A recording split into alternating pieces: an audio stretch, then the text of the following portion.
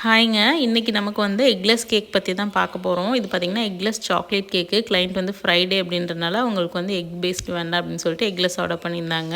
என்னோட chocolate cakes அதுவும் எக்லெஸ்ஸை பொறுத்த வரைக்கும் நீங்கள் வந்துட்டு எக்லெஸ்ன்னு சொல்லலை அப்படின்னா உங்களால் கண்டே பிடிக்க முடியாது. அந்தளவுக்கு வந்து டெக்ஸ்சர் நல்லா இருக்குங்க.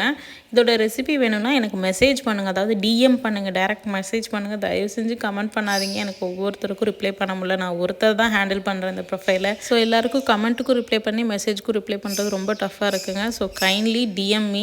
அதுக்கப்புறம் லஞ்ச் வந்து சிம்பிளாக பண்ணிட்டேங்க. தேங்காய் சட்னி, ஆம்லேட்டு. மார்னிங் வந்துட்டு பொரியல் பண்ணியிருந்தேன், கேரட் பீன்ஸ் பொரியல் ஆரியனுக்கு. அதுவும் மறந்துட்டு வச்சுருந்தது.